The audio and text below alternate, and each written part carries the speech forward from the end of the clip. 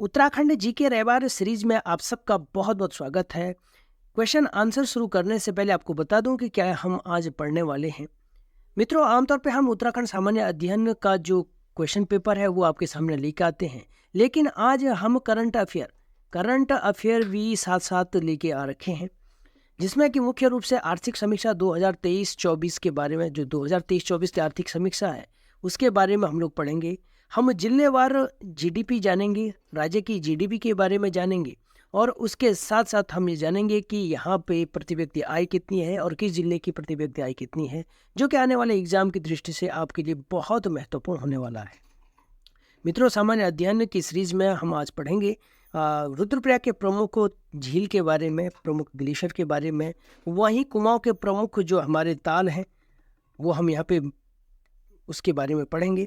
इसके साथ साथ हम कुमाऊं के जो प्राचीन शहर हैं, महत्वपूर्ण शहर हैं, उनके प्राचीन नाम के बारे में हम लोग यहाँ पे जानेंगे।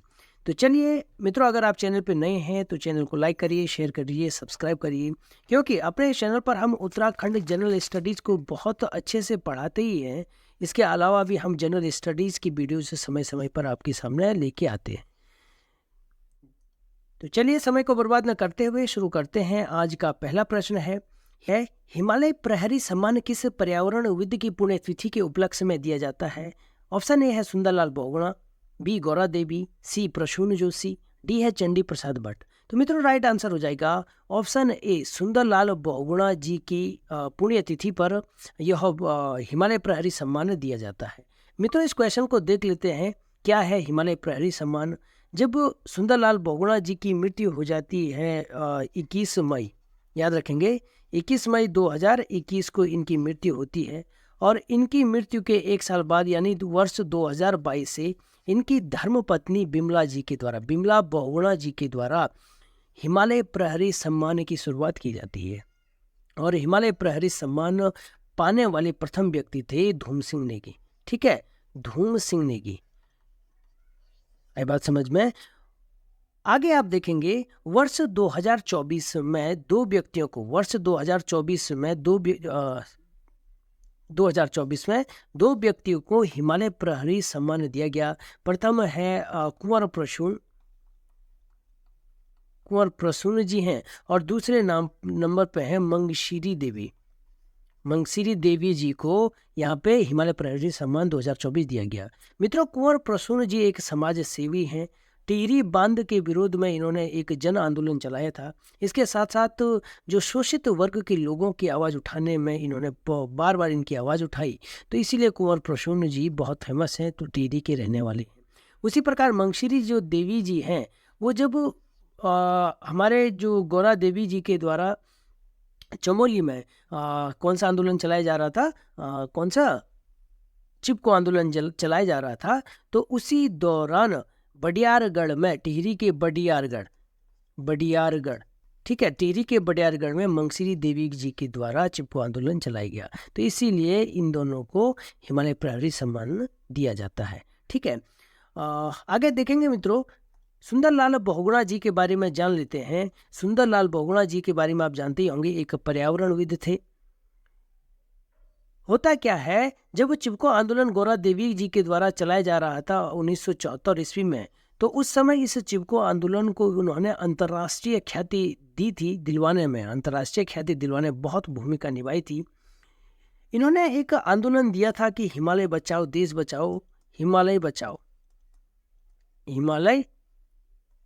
बचाओ, देश बचाओ। ठीक है, बहुत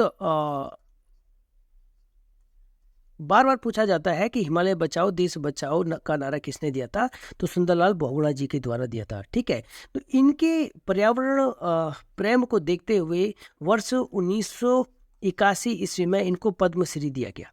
कौन सी दिया गया? पद्मश्री से इनको नवाजा गया। जब इनको पद्मश्री से नवाजा गया, पूरे देश में इनको प्रसिद्धि मिलने लग गई। तो बम्बई में उस समय एक संस्था चल रही थी, वृक्ष मित्र संस्था। कौन सी संस्था चल रही थी? वृक्ष मित्र संस्था। इस संस्था के द्वारा इन्हें वृक्ष मानव पुरस्कार दिया गया 1985 ईस्वी में। ठीक है, सुंदरलाल बहुगुणा जी को वृक्ष मित्र संस्था के द्वारा वृक्ष मानव पुरस्कार दिया गया। आगे जाकर 2009 में इनको पद्मश्री मिलता है और अंत में 21/3/2021 को इनकी मृत्यु हो जाती है। ठीक है, तो 21/3/2021 को इनकी मृत्यु हो जाती है सुंदरलाल बहुगुणा जी की। एक बहुत महत्वपूर्ण है, इन्होंने एक संस्था चलाई थी जिनका नाम था पर्वतीय नवजीवन मंडल की स्थापना की थी। कौन सी, किसकी स्थापना की थी इन्होंने? पर्वतीय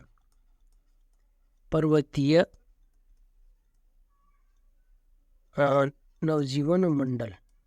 ठीक है, तो पर्वतीय नवजीवन मंडल की स्थापना की थी सुंदरलाल बहुगुणा जी और उनकी पत्नी विमला बहुगुणा जी के द्वारा। ठीक है, तो मित्रों ये था पहला प्रश्न। आगे देखते हैं, उत्तराखंड सरकार ने नंदा देवी कन्याधन योजना की शुरुआत किस वर्ष की? ऑप्शन ए है वर्ष, नंदा देवी कन्याधन योजना की बात कर रहे हैं। ठीक है, वर्ष 2015-16, 2016-17, वर्ष 2006-7, तो वर्ष 2017-18। तो मित्रों राइट आंसर हो जाएगा ऑप्शन, कौन सा राइट आंसर हो जाएगा? ऑप्शन सी मित्रों राइट आंसर हो जाएगा। वर्ष 2006-7 में उत्तराखंड सरकार ने गौरा देवी कन्याधन योजना की शुरुआत की थी। इस क्वेश्चन को देख लेते हैं। जो गौरा देवी कन्याधन योजना है वो किसके लिए है? बीपीएल परिवार के लिए। बीपीएल, जो बीपीएल परिवार के लोग हैं उनकी बालिकाओं के लिए, अगर वो 12वीं पास करते हैं तो 12वीं पास के बाद इनको क्या दी जाएगी? शिक्षा में प्रोत्साहन राशि दी जाएगी। ठीक है, तो वही है मुख्यमंत्री कन्याधन योजना थी 2006-7 में। किसके लिए? बीपीएल परिवारों की कन्या के लिए। एग्जाम में आता है कि किसके लिए दिया जाता है। कुछ और भी योजनाएं हैं, उसको देख लेते हैं। एक योजना आई थी नंदा गौरा योजना। मित्रों कौन सी योजना आई थी? नंदा गौरा योजना आई थी वर्ष 2017 में। ठीक है, इसका उद्देश्य क्या था कि बालिका के जन्म पर उसको कुछ धन दिया जाना था। बालिका का अब इम्पोर्टेंट है, इसको देखेंगे आप। बालिका के जन्म पर उसको पैसे देना था। कैसे? जन्म से 6 माह के अंतर्गत उसको 11,000 रुपये देना और उसके बाद इंटर पास करने के बाद उसे 51,000 रुपये की एकमुश्त राशि दी जाती थी। तो बहुत इंपॉर्टेंट है नंदा गौरा योजना। ठीक है, इसके लिए जरूरी है कि कौन सी? पिता की आय सर्टिफिकेट जरूरी है इसमें, इनकम सर्टिफिकेट, जिसमें 6,000 मंथली से ज़्यादा नहीं होना चाहिए।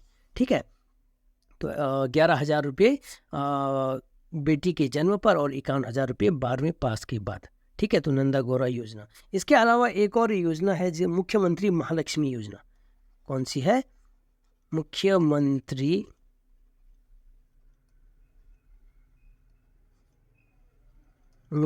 महालक्ष्मी योजना।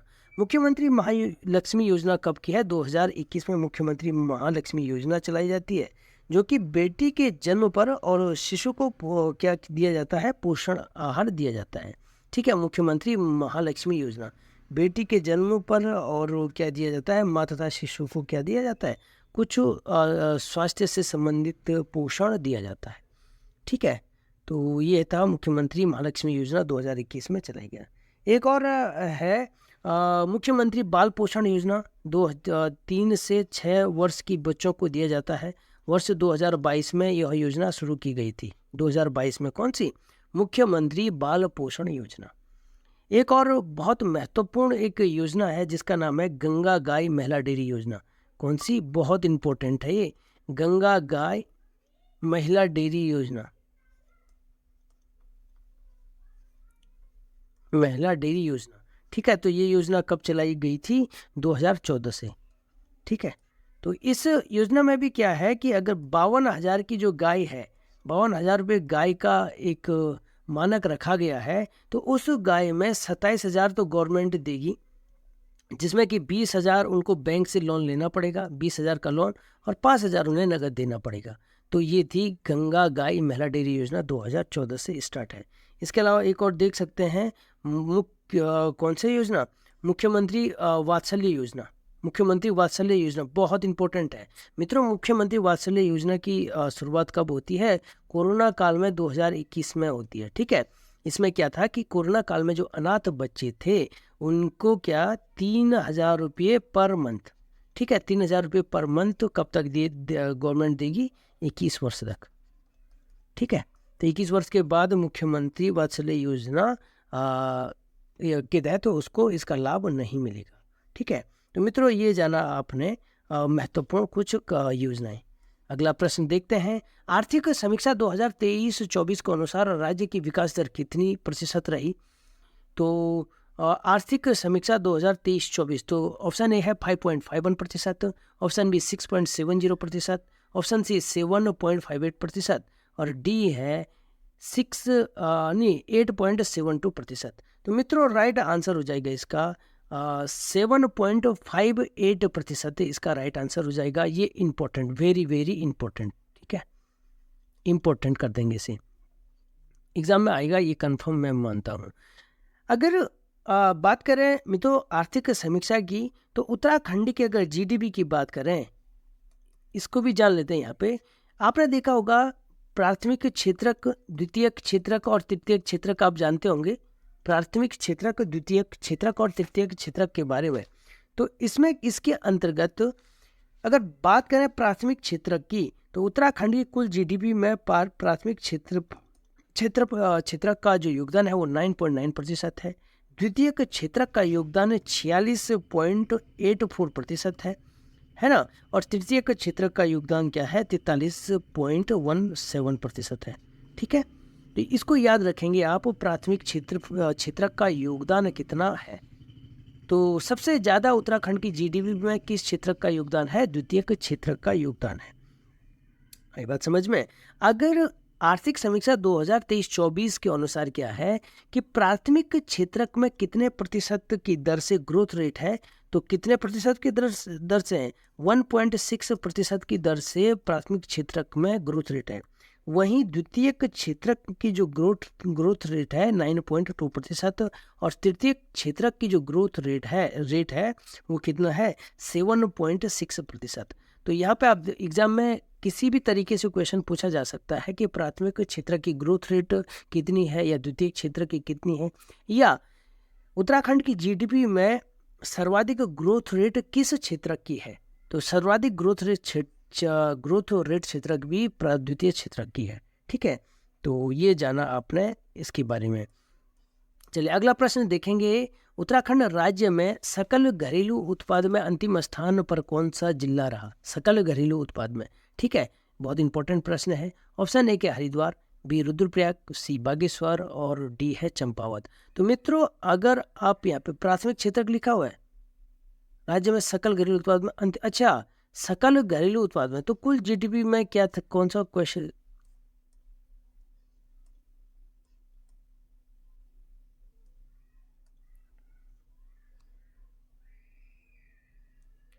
अगला प्रश्न है, उत्तराखंड राज्य में सकल घरेलू उत्पाद में अंतिम स्थान पर कौन सा जिला रहा। ऑप्शन ए है हरिद्वार, बी रुद्रप्रयाग, सी बागेश्वर, डी है चंपावत। तो मित्रों सकल घरेलू उत्पाद में अंतिम स्थान पर यानी जीडीपी में अंतिम स्थान पर कौन सा रहा, ऑप्शन बी राइट आंसर हो जाएगा, रुद्रप्रयाग अंतिम स्थान पर यहाँ पे रहता है। ठीक है, उसके बाद अंतिम स्थान पर दूसरे नंबर पे रहते हैं कौन से, बागेश्वर दूसरे नंबर पर, प्रथम और तीसरे नंबर पर रहते हैं कौन सा, चंपावत। ठीक है, चंपावत। मित्रों अगर जीडीपी के जिलेवार जीडीपी में अगर सर्वाधिक प्रथम स्थान पर देखेंगे तो वो प्रथम स्थान पर रहे हरिद्वार, द्वितीय स्थान पर रहेंगे यूडीएन उधम सिंह नगर और तृतीय स्थान पर देहरादून। ठीक है, देहरादून। अगर चौथे नंबर के भी याद कर सकते हैं आप, तो चौथे नंबर पर रहेंगे एनटीएल नैनीताल। ठीक है, तो जीडीपी के मामले में प्रथम स्थान पर हरिद्वार रहा, द्वितीय स्थान पर उधम सिंह नगर, तृतीय स्थान पर देहरादून और चौथे स्थान पर हमारा नैनीताल रहता है। चलिए अगला प्रश्न है, उत्तराखंड राज्य में प्राथमिक क्षेत्रक में सर्वाधिक योगदान किस जिले का रहा। ऑप्शन ए है देहरादून, बी उधम सिंह नगर, सी है चमोली, डी है हरिद्वार। मित्रों ये बहुत ही इंपॉर्टेंट प्रश्न है, बहुत ही इंपॉर्टेंट प्रश्न है कि प्राथमिक क्षेत्रक में सर्वाधिक योगदान। अब इस प्रकार से बहुत सारे क्वेश्चन आ सकते हैं कि द्वितीय क्षेत्रक में सर्वाधिक योगदान किसका रहा, किस जिले का रहा, या तृतीय क्षेत्रक में किस जिले का रहा। तो इसको बहुत अच्छे तरीके से हम लोग बताएंगे, कैसे समझेंगे कैसे। प्राथमिक क्षेत्रक में आपको सबको पता है कि प्राथमिक क्षेत्रक कृषि से संबंधित होता है कि नहीं है। प्राथमिक क्षेत्र का अगर कृषि से संबंधित होगा तो उधम सिंह नगर में सर्वाधिक कृषि होती है, ये भी पता होगा आपको। तो प्राथमिक क्षेत्रक में सर्वाधिक योगदान किसका होगा?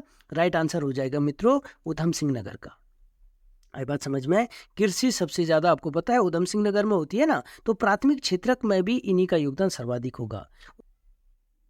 अब आता है, अगर एग्जाम में पूछा जाता है कि द्वितीयक क्षेत्रक में सर्वाधिक योगदान किस जिले का रहा, ये तो प्राथमिक क्षेत्रक में आपने जाना। अगर द्वितीयक क्षेत्रक में आता है तो उसमें आपका आएगा हरिद्वार। हरिद्वार द्वितीयक क्षेत्रक में सर्वाधिक योगदान हरिद्वार का आएगा। अब कैसे याद करना है इसको? द्वितीयक क्षेत्रक में किससे संबंधित है? विनिर्माण यानी उद्योगों से संबंधित है। और द्वितीयक क्षेत्रक में सबसे ज्यादा योगदान विनिर्माण क्षेत्र का है। और विनिर्माण सबसे ज्यादा कहाँ होता है? हरिद्वार में होता है, क्योंकि हरिद्वार में BHEL है ना। और सबसे प्रोडक्शन के हिसाब से क्या होता है? प्रोडक्शन के हिसाब से उद्योगों में सबसे ज्यादा विनिर्माण प्रोडक्शन कहाँ होता है? हरिद्वार में होता है। तो द्वितीयक क्षेत्रक में सर्वाधिक योगदान हरिद्वार का रहेगा। और अगर तृतीयक क्षेत्रक आता है एग्जाम में, तृतीयक क्षेत्रक में सर्वाधिक योगदान किस जिले का है? तो मित्रों तृतीयक ये क्षेत्रक किस चीज से संबंधित है? सेवा क्षेत्र से। और सेवा जो महंगी सिटी होगी, जैसे सेवा, होटल, व्यापार, तो ये सब संबंधित होंगे जो सबसे ज़्यादा महंगी सिटी होगी। तो उत्तराखंड में सबसे ज़्यादा महंगी सिटी है देहरादून। तो तृतीयक क्षेत्रक में जो सबसे ज़्यादा योगदान होगा वो देहरादून का होगा। आई बात समझ में? तो देहरादून का तृतीयक क्षेत्रक में सबसे ज़्यादा योगदान होगा। तो मित्रों कैसी लगी आपको ये जानकारी? कमेंट बॉक्स में जरूर बताइए। एक चीज़ मैं बताना भूल गया आपको, प्रति व्यक्ति आय। प्रति व्यक्ति आय, उत्तराखंड में प्रति व्यक्ति आय सर्वाधिक किसकी है? किस जिले की है? वो है हरिद्वार, HRD। हरिद्वार की प्रति व्यक्ति आय सर्वाधिक है। उसके बाद आता है आपका उधम सिंह नगर, और तीसरे नंबर पर आता है देहरादून। ये बात समझ में? उधम सिंह नगर दूसरे नंबर पे, तीसरे नंबर पे आता है देहरादून प्रति व्यक्ति आय में, इनका क्रमशः नंबर आता है। अगर राज्य में प्रति व्यक्ति की आय की बात करें तो 2,05,246 रुपया प्रति व्यक्ति आय है राज्य में। राज्य में प्रति व्यक्ति आय कितनी है? 2,05,246 रुपया है। तो मित्रों ये है इंपॉर्टेंट क्वेश्चन। चलिए अगला प्रश्न देखते हैं। राज्य में किस जिले की प्रति व्यक्ति आय सर्वाधिक है? अच्छा ये तो मैंने बता दिया, जिले की सर्वाधिक आय है प्रति व्यक्ति हरिद्वार है, तो ऊपर मैंने इसको विस्तार से आपको बता दिया। चलिए अगला प्रश्न देखते हैं। अच्छा सबसे कम प्रति व्यक्ति आय बताया मैंने आपको, सर्वाधिक तो बता दिया था ना। तो सबसे कम प्रति व्यक्ति आय की बात करें तो सबसे स्वाभाविक है, हर बार किसका नंबर आता है? रुद्रप्रयाग। रुद्रप्रयाग, ठीक है, सबसे कम प्रति व्यक्ति आय। और रुद्रप्रयाग के बाद किसका आएगा? ऑब्वियसली बात है बागेश्वर। और तीसरे नंबर किसका होगा? चंपावत।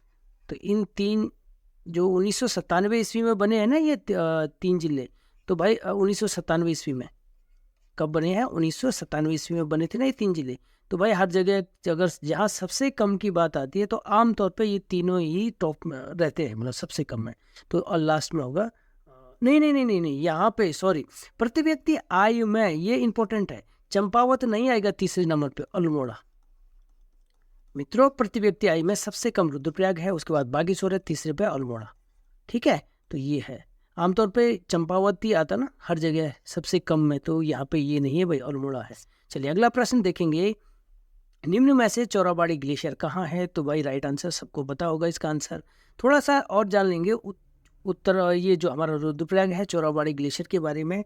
चौराबाड़ी ग्लेशियर के बगल में से कौन सी नदी निकलती है? बहुत इंपॉर्टेंट, चौराबाड़ी जो ग्लेशियर है वहाँ से एक नदी निकलती है, उसका नाम है मंदाकिनी। मंदाकिनी, ठीक है। एक कौन सा श्रेणी है? मंदरांचल श्रेणी। मंदरांचल श्रेणी है, उसके बगल में एक ग्लेशियर है चौराबाड़ी ग्लेशियर, और वहीं से आपकी मंदाकिनी निकलती है। मित्रों ये मंदाकिनी रामचरितमानस में जो तुलसीदास ने लिखा था ना रामचरितमानस में, तो सुरसरी की धारा कहा गया। इसे क्या कहा गया है? सुरसरी। सुरसरी की धारा कहा गया है मंदाकिनी को। चलो मंदाकिनी बहुत फटाफट में जानते हैं मंदाकिनी की सहायक नदियाँ। ठीक है, तो 3-4 सहायक नदियाँ हैं। सबसे पहले इसमें कालीमठ, ये है कालीमठ। कालीमठ में इसमें मिलती है मधुगंगा। मधुगंगा, मधुगंगा मिलती है मित्रों कालीमठ में मंदाकिनी के साथ। ठीक है, उसके बाद एक और नदी मिलती है जिसमें कि जिसे बोलते क्या बोलते हैं, लस्तर बोलते हैं, लस्तर। ये बस्तर, लस्तर नाम होगा शायद इसका, लस्तर। लस्तर एक नदी मिलती, सॉरी एक यहाँ पे मिलेगी। तो लस्तर एक नदी मिलेगी कहाँ पे? ये पड़ेगी सूर्यप्रयाग में। सूर्यप्रयाग में एक नदी मिलेगी जिसका नाम है लस्तर। ठीक है, एक और नदी मिलती है मित्रों, एक रावण नदी भी बोलते हैं, एक रावण नदी मिलती है, और एक नदी मिलती है सोन नदी, बहुत इंपॉर्टेंट। सोनप्रयाग में कौन सी नदी मिलेगी?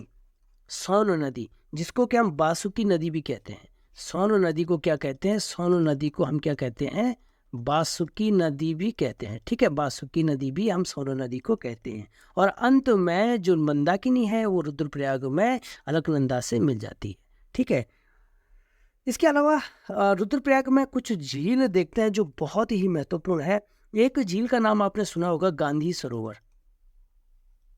गांधी सरोवर, इसी गांधी सरोवर को हम किस नाम से जानते हैं?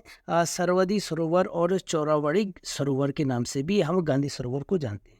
इसके अलावा कुछ एक है देवरिया ताल, देवरिया ताल है, एक है बदाणी ताल, बदाणी ताल है, एक है भैंकल ताल, भैंकल, एक भैंकल ताल है, एक है कौन सा? सुखदी ताल, सुखदी ताल, सुखदी ताल है, और एक है बासुकी ताल जो बहुत इंपॉर्टेंट है, बासुकी ताल। तो मित्रों आपने मुख्य ताल जाना, कौन से जाना? देवरिया ताल जाना है ना, ये भैंकल ताल जाना, सुखदी ताल जाना, बासुकी ताल जाना, और ये क्या है? बदाणी ताल जाना। ठीक है, बदाणी ताल। तो ये है आपके रुद्रप्रयाग जिले में स्थित है। अगला प्रश्न देखते हैं। अगला प्रश्न क्या है? कुमाऊं क्षेत्र का सबसे गहरा ताल है। ऑप्शन ए सात ताल, बी है नौकुचिया, सी भीमताल, डी है सूखा ताल। मित्रों राइट आंसर हो जाएगा ऑप्शन बी, कुमाऊं क्षेत्र का सबसे गहरा ताल है नौकुचिया ताल। और तालों के बारे में जान लेते हैं कि नौकुचिया ताल को 9 कोनों वाला ताल भी कहते हैं। ठीक है, चलिए अगला और भी ताल जान लेते हैं कौन कौन से ताल हैं। एक आते हैं मित्रों सात ताल, सात ताल। नैनीताल में एक महत्वपूर्ण ताल है जिसका नाम है सात ताल। इसका जो आकृति है अश्वखुर यानी घोड़े के खुर के समान है, अश्वखुर के समान है, और इसी में 7 छोटे छोटे ताल बने हुए हैं, जिसमें कि 5 कोनों वाला एक नल दमयंती ताल भी है, नल दमयंती ताल। ठीक है, नल दमयंती ताल भी है कहाँ पे? 7 ताल के बीच में, और यहीं पे राम लक्ष्मण सीता ताल भी है। ठीक है, 7 तालों में एक राम लक्ष्मण सीता ताल भी आता है। अगर बात करें मित्रों कुमाऊं की सबसे बड़ी जो ताल है, सबसे उसका नाम है भीमताल। ठीक है, कुमाऊं की सबसे बड़ी ताल है भीमताल। कैसी है? त्रिभुजाकार की है। ठीक है, एक है नैनीताल में बहुत सारे और भी ताल हैं, जैसे खुरपा ताल, खुरपा ताल हो गया, एक वो हरीश ताल है क्या? हरीश ताल है, एक है कौन सी? सड़िया ताल, सड़िया ताल, हरीश ताल, सड़िया ताल, मलवा ताल, सूखा ताल। ठीक है, सूखा ताल है, ये भी कहाँ है? सब नैनीताल में स्थित है। मित्रों कुछ महत्वपूर्ण है, जैसे यूडीएन है उधम सिंह नगर में 2 महत्वपूर्ण ताल है, एक का नाम है गिरिताल और एक है द्रोणताल। गिरिताल और द्रोणताल उधम सिंह नगर में स्थित है। एक बहुत महत्वपूर्ण ताल है सुकंडा ताल। कहाँ है? सुकंडा ताल। तो मित्रों ये सुकंडा ताल ये आपका बागेश्वर में है। ठीक है, आपके बागेश्वर में सुकंडा ताल है। एक बहुत महत्वपूर्ण ताल है तड़ाक ताल, तड़ाक ताल। तो मित्रों ये तड़ाक ताल है आपका अल्मोड़ा में। ठीक है, अल्मोड़ा में है। 2 महत्वपूर्ण ताल चंपावत में है। तो चंपावत में 2 महत्वपूर्ण ताल हैं, एक का नाम है श्याम ताल और दूसरे का नाम है झिलमिल ताल। श्याम ताल और झिलमिल ताल। ठीक है, श्याम ताल बहुत इंपॉर्टेंट इसलिए भी है, एग्जाम में पूछा था कि विवेकानंद आश्रम, स्वामी विवेकानंद आश्रम, ठीक है, विवेकानंद आश्रम किस ताल के किनारे पे स्थित है? तो वो है श्याम ताल। ये वीडियो उत्तराखंड के एग्जाम में आया था, बहुत इंपॉर्टेंट प्रश्न हो गया। तो मित्रों ये आपने कुमाऊं के जिले के बहुत महत्वपूर्ण तालों को देखा। चलिए अगला प्रश्न देखते हैं। निम्न में से अग्नितीर्थ किसका पुराना नाम है? ऑप्शन है चंपावत, बी पिथौरागढ़, सी बागेश्वर, डी हरिद्वार। मित्रों राइट आंसर हो जाएगा ऑप्शन सी, बागेश्वर का पुराना नाम क्या है? पुराना नाम या प्राचीन नाम कह सकते हैं, वो है अग्नितीर्थ। बार बार एग्जाम में पूछे जाते हैं इस प्रकार के प्रश्न। एक छकाता एक प्राचीन नाम है छकाता, तो ये है नैनीताल का। ठीक है, नैनीताल का पुराना नाम है छकाता।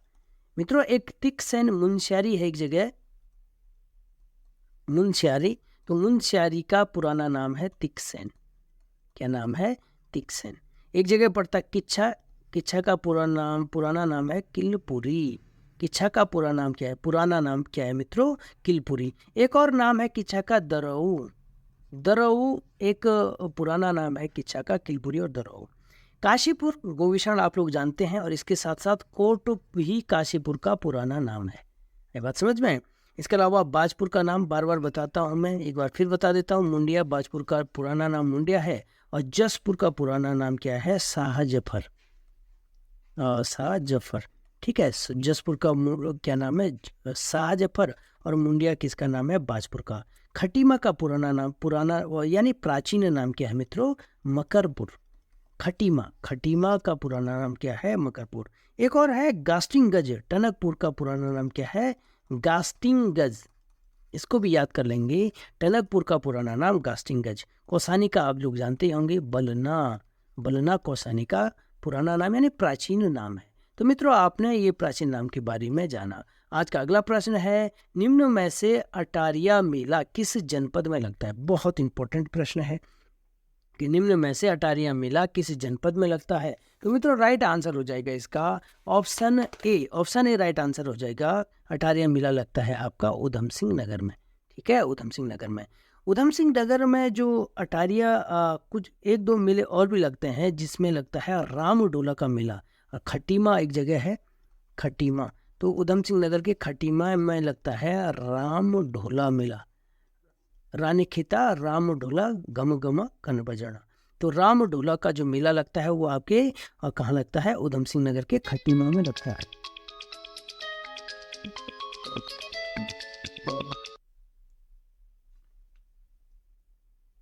मित्रों, एक और मेला लगता है कहाँ पे? खटीमा में।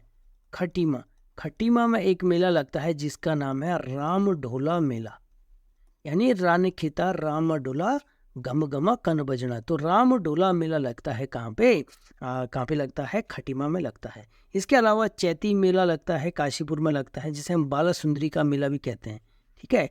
चैती मेला जिसे हम बाला सुंदरी का मेला भी कहते हैं, वो लगता है काशीपुर में, ठीक है। जिसमें कि क्या होता था कि घोड़ों का क्रय विक्रय होता था। चैती मेले में प्राचीन काल में क्या होता था?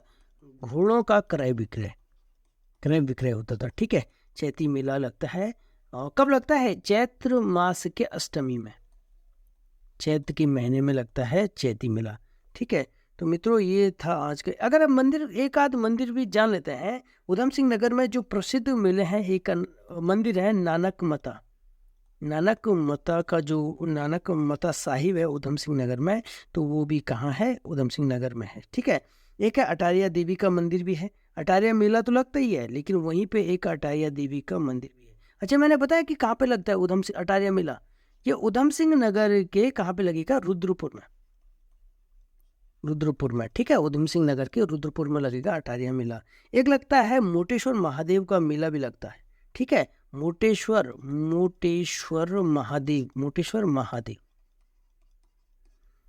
महादेव का मेला भी लगता है यहाँ पे, ठीक है। एक है भरमल बाबा का मंदिर भी है यहाँ पे।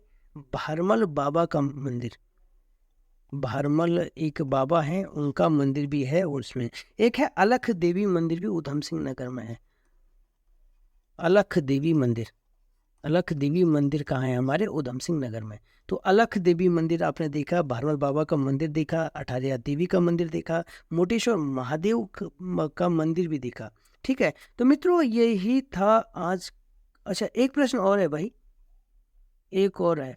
निम्न में से किस जिले की सीमा सर्वाधिक 7 जिलों की सीमा लगती है?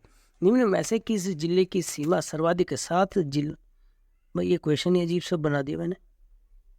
निम्न में से किस जिले की सीमा सर्वाधिक 7 जिलों से लगती है? ठीक है, चलिए अगला प्रश्न है,